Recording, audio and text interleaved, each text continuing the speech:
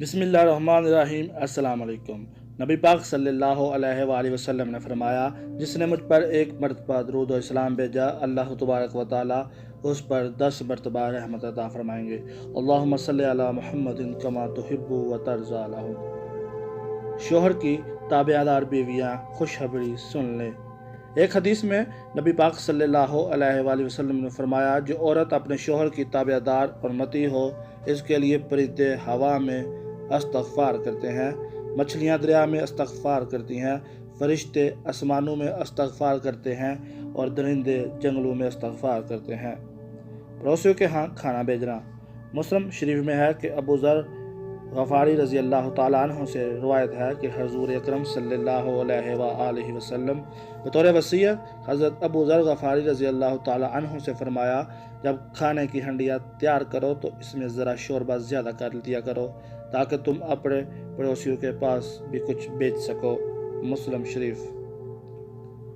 دل کی سختی کا علاج۔ حضرت ابو ہریرہ رضی اللہ تعالیٰ عنہ سے روایت ہے کہ ایک شخص نے حضور صلی اللہ علیہ وآلہ وسلم سے اپنی فسواد قلبی سخت دلی کی شکایت کی، تو آپ صلی اللہ علیہ وآلہ وسلم نے فرمایا کہ یتیم کے سر پر ہاتھ پھیرا کر اور مسکین کو کھانا کھلایا کرو۔ مسند احمد۔ اولاد میں بھی برابری کرنی چاہیے۔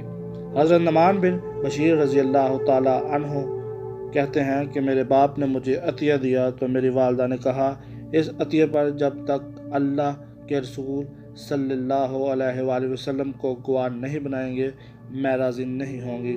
چنانچہ میرے والد نبی کریم صلی اللہ علیہ وآلہ وسلم کی خدمت میں حاضر ہوئے تو آپ صلی اللہ علیہ وآلہ وسلم نے پوچھا، کیا تم نے اپنی ساری اولاد کو اسی طرح کا عطیہ دیا ہے؟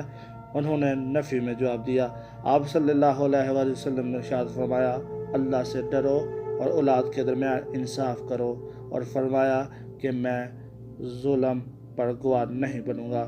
صحیح مسلم بخاری۔ اپنا بہت خیال رکھیے گا۔ اللہ تعالیٰ آپ کا حامی و ناصر ہو۔ اس طرح کے مزید انفارمیٹیو ویڈیو دیکھنے کے لیے ہمارے چینل کو سبسکرائب کرنا مت بھولیے۔ السلام علیکم ورحمۃ اللہ۔